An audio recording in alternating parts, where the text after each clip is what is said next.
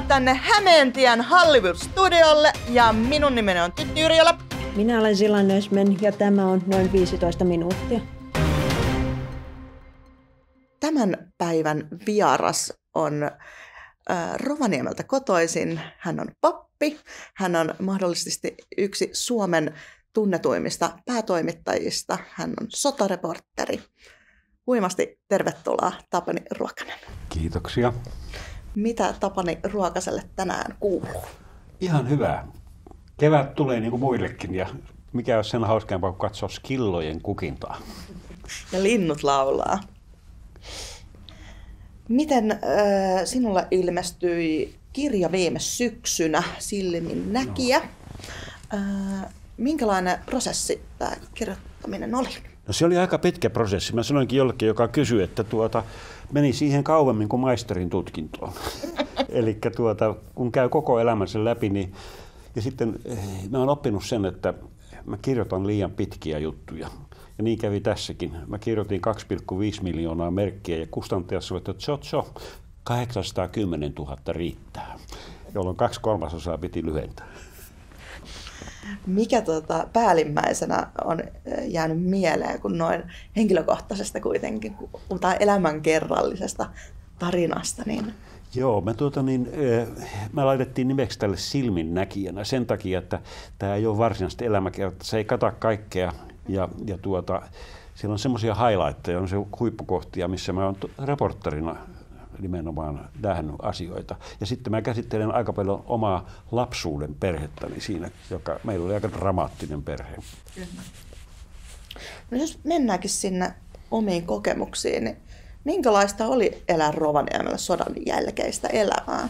Se oli hyvin jännittävää. Me asuttiin semmoisessa opettajien asuntotalossa. Meitä oli 50 kakaraa, jotka keskenään tappeli ja leikki ja piti hauskaa. Ja sitten siellä oli paljon vielä näitä kivijalkoja, tämmöisiä niin kuin sodan jälkeisiä raunioita. Rovaniemehän poltettiin, saksalaiset polttivat Rovaniemen kokonaan, siellä ei 2-3 taloa pystyyn ja siellä me sitten uitiin vedessä, joka kertyi sinne ja mä joskus muistan, kun haaveiltiin, että ehkä tulee joskus uimahalli, jos ei betoniraudat törrötä niin kuin näissä kellareissa. Kuitenkin aika tämmöistä traagista just, että Rovaniemi on poltettu kokonaan, mutta kun kuuntelee niin lämpimiä muistoja sieltä ajoilta. Kun se palaa, niin siinä tulee lämmin, mutta täytyy sanoa, että se on hyvä, niin kuin elämähän on hyvä. Mä opin sitten myöhemmin, kun mä kiersin kehitysmaita, että lapset aina nauraa ja leikkii aivan uskomattomissa olosuhteissa. Me oltiin vähän semmoisessa, vaikka kyllä jälleenrakennus oli tietysti jo alkanut. Niin, se on lapsen kokemus maailmasta. Kyllä. Jos mennään tämmöiseen nuoruuden esikuvaan, niin osaatko sieltä sanoa jonkun tämmöisen nuoruuden ajan esikuvan? Nuoruuden esikuva. Kyllä voi sanoa näin, että on hyvin monia esikuvia. Että riippuu vähän mistä vaiheesta niin kun katsoo. Että silloin kun mä olin Lapin kanssa avustaja, niin mulla oli monta esikuvaa valokuvaa ja siellä mä aloitin valokuva edellä. Ja sitä kautta oli ensimmäiset. Rovaniemellä oli tämmöinen Matti Saanio-niminen valokuva, josta tuli sitten taiteilijaprofessori. Ja hän oli yksi tämmöinen. Hän teki kyllä semmoisia erikoisia, hyvin mustavalkoisia kuvia, jossa oli oma tyylinsä. Mutta en osaa oikeastaan nimetä semmoista ihan selvää yhtä. Oriana Fallatsi oli sitten tämä tutkiva reporteri, kun hän haastatteli valtion päämiehiä ja muita poliitikkoja ja oli hyvin tiukka. Mutta silloin mä olin jo aika pitkällä tällä alalla. Joo. Ja varmasti muita esikuvia on sitten tulevaisuudessa tullutkin paljon enemmän. Kyllä, kyllä. Jos mietitään toimittajan uralle lähtöä, niin milloin tajusit, että haluat toimittajaksi? No se syntyi vähitellen. Mä olin innokas valokuvaaja ja kameraseurassa jo 12-vuotiaana semmoisten vanhojen äijien lähes 30 keskellä ja opiskelin kuvan valmistusta ja meillä oli äitienpäiväjuhla koululla, mä olin silloin ehkä 13-vuotias ja otin valokuvia sieltä täältä ja suomen kielen opettaja Helena Salla sanoi, että hän tekee jutun Lapin kanssa, että saisikohan sulta kuvat siihen. Ja mähän innostuin ja mä sanoin, että mulla on tuossa laboratorio pottukellarissa, että saat 2 tunnin kuluttua. Ja niin mä vein kuvan ja jännitin sitten, että mitähän tapahtuu. Ja parin päivän kuluttua Lapin kanssa, joka tuli meille kotiin, niin siellä oli minun ottava valokuva. Ja se oli ihana tunne, kun mä ajattelin, että 1000 ihmiset näkee tämän kuvan. Eikä se loppunut siihen, vaan sitten meni vielä vähän aikaa, että postissa tuli semmoinen harmaan sininen kortti, jossa luki postiosoitus. Mä en ollut koskaan kuullutkaan semmoisesta. Menin postiin ja postin täti lateli mulle 7 markkaa 50 penniä palkkio valokuvan julkaisemisesta. Ja silloin naksahti. Mä ajattelin, että tämähän on ihanaa työtä ja siitä vielä maksetaan näin hyvin. Olihan se toista kuin pullojen keräyksestä. On kyllä. Ja varmasti on pysäyttävä kokemus ollut sen ikäisenä. Oli. Ja sitten niin tajusin yhtäkkiä, että työtä, joka on näin hauskaa ja josta saa palkkaa. Ja siitä ollaan päästy aika pitkälle. Kyllä. Niin. Vocatio interna, sisäinen kutsumus oli raha. Mitkä 2 käännekohtaa nostaisit tuosta niin kuin alkuuralta? Että mikä on ollut sellainen käänteitä tekevä kohta? Yksi kohta oli, kun me olimme pohjoisessa mun serkkujen luona ja ajettiin autolla Pallastunturin tienristeykseen ja yhtäkkiä siellä näkyi auto, Mosse-auto oli siellä nokkalytyssä siellä penkalla ja lehmänraato oikosenaan keskellä tietä ja mä hyppäsin ulos ja menin ottamaan valokuvia siitä lehmästä ja siitä autosta ja haastattelemaan ihmisiä ja sehän oli aika mahtavaa, koska semmoinen onnettomuus, tätä ette varmaan saa näkymään sinne, mutta se oli niin kuin skuuppi. Semmoinen uutinen, jota ei ollut kenelläkään muulla. Ja mä sain sen lähetettyä postiautolla Rovaniemelle Lapin Kansaan, johon mä olin tehnyt muutamia pikkujuttuja. Ja sitten se ilmestyi 2.8.66 samana päivänä, kun mä täytin 15 vuotta. Aivan mahtavaa. Ja toi valokuva, että huomaa kyllä, että teillä on valokuvaus silmää, että siinä... Kiitos, joo. Mä nautin suunnattomasti kuvauksesta, se oli musta kiva. Joo. Jos lähdetään tuosta sitten tuonne Lapin Kansan hetkiin, niin mitä niinku muistoja herää sieltä Lapin Kansan ajoilta? No siellähän käytettiin sitä Gutenbergin ajan tekniikkaa, eli näitä metalliladontaa, jolloin kaikki sivut tehtiin metallikirjasimista ja otsikot ja kuvat kaiverettiin metallilevyille ja sitten siitä tehtiin painolaatta ja painettiin. Ja se prosessi oli hyvin mielenkiintoinen. Sitähän ei enää ole missään käytössä. Silloin tarvittiin semmoista pikkuapulaista, joka tekee sinne pieniä juttuja väliin ja näin mä aloitin sitten tekemään näitä juttuja ja myöskin sitten sain tehdä isompia ja isompia juttuja. Ja kun mä sain sen 7 markkaa 50 penniä kuvasta, niin mä yritin saada aina paljon kuvia juttuja, pieniä kuvia. Ja se oli niin kuin hieno kokemus, oppi sen tekniikan. Myöhemmin sitten mä jouduin muun muassa Suomen Kuvalehden ja Kotimalehden ajamaan tähän digiaikaan, luopumaan kaikesta.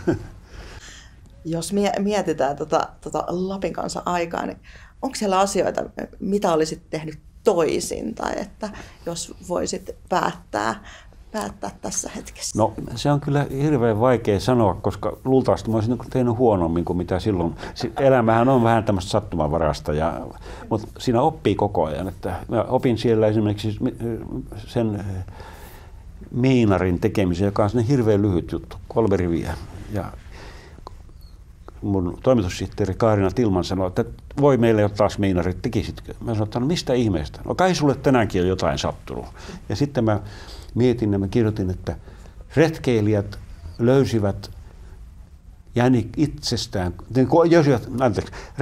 löysivät kuolleen jäniksen, jonka epäilivät kuolleen jänisrottoon. Siis siinä ei ole mitään totta, mutta ei mitään valhetta. Me olimme löytäneet jäniksen, se oli kuollut ja silloin oli jänisruttoa liikkeellä, mutta emmehän me olleet eläinlääkäreitä, mutta Kaarina iloitsi, että tästä tulee puheenaihe huomenna kahvipöydässä. Ja nykypäivänähän on klikkiotsikko. Se oli klikkiotsikko, kyllä juuri kyllä. Näin. Mikä oli se hetki, kun tiesit, että toimittajaura, se on se sulle se oikea tie?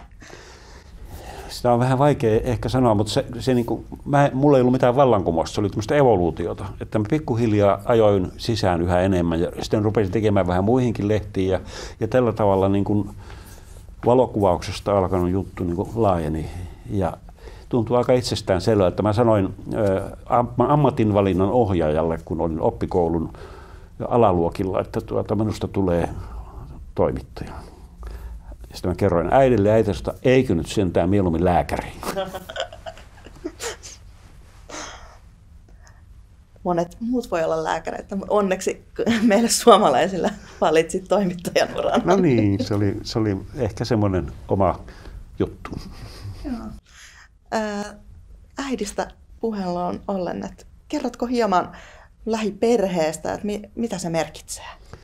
No se oli tietysti hirveän tärkeää, varsinkin kun meitä on 3 veljestä, mä olen vanhin ja me menetimme niin kuin vanhempamme nuorina. Mä olin vajaa 5-vuotias, kun isä kuoli ja vajaa 15, kun äiti kuoli. Eli se on tavallaan semmoinen koko elämän läpi käynyt puute myöskin, että ei ole ollut.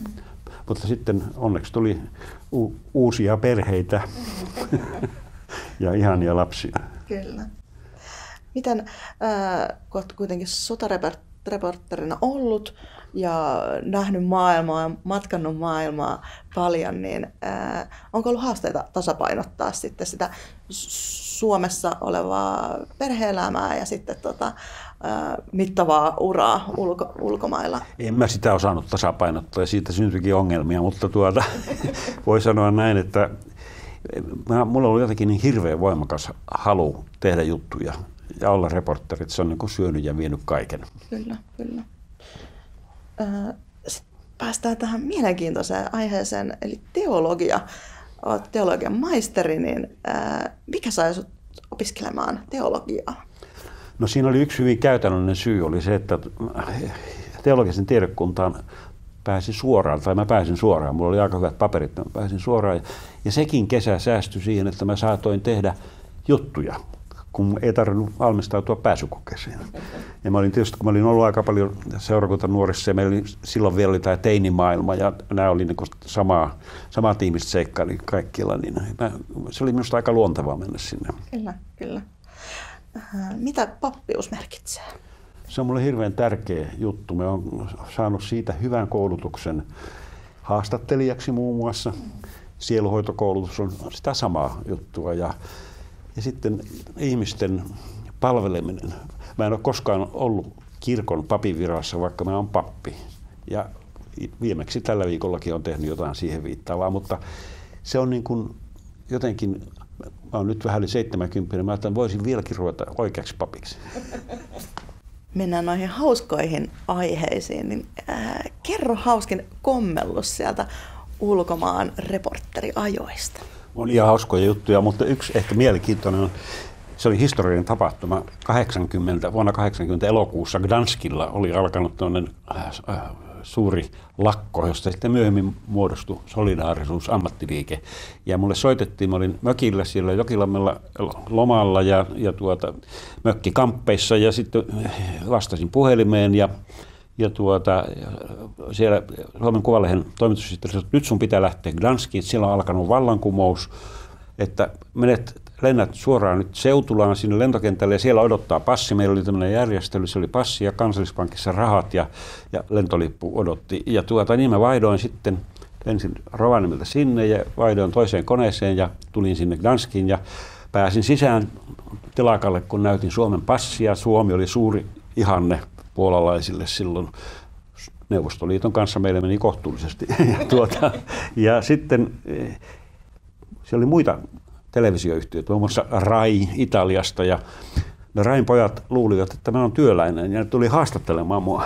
Sitten meni vähän aikaa, kun mä selostin, että mä en ole kylläkään Gdanskin työläinen, että mä oon teidän kollega. Mutta mä näytin, siellä oli tietysti ihmiset tämmöisissä arkityövaatteissa, niin mä näytin ihan samanlaiselta, ja näin siinä selvitettiin vähän aikaa taas. Ja varmasti pääsit helposti ovesta ja porteista sisään, kun oli. Joo, ja se oli ihan kiva kyllä. Että. Nyt on sitten tämmöinen hauska osio, eli pikasanat. aiheena sosialismi murtuu. Eli minä kerron teille sanoja ja teidän tehtävä on sitten sanoa, mikä ensimmäisenä tulee mieleen. Aivan lyhyesti vain. Ja lähdetään liikkeelle. Ootko valmis? Olen valmis, joo. Neuvostoliitto. Suuri petos. Ylen leikkaukset. Tarpeellisia ja valitettavia. 1960-luku. Hullun mylly. Journalismin tulevaisuus. Valoisa. Kylmä sota. Se oli hyytävää aikaa. Lapset. Parasta. YYA-sopimus. Välttämättömyys. Koti. Turvapaikka. Kiitos asiasta. Kiitos. Ja ihan nyt viimeiseksi otetaan tämmöinen, jos voisit sanoa nuorelle Tapani Ruokaselle jonkun yhden elämänneuvon, mikä se olisi? Anna mennä vaan. Mahtavaa. Kiitos vierailusta ohjelmaan, Tapani Ruokanen. Kiitos. Kiitos.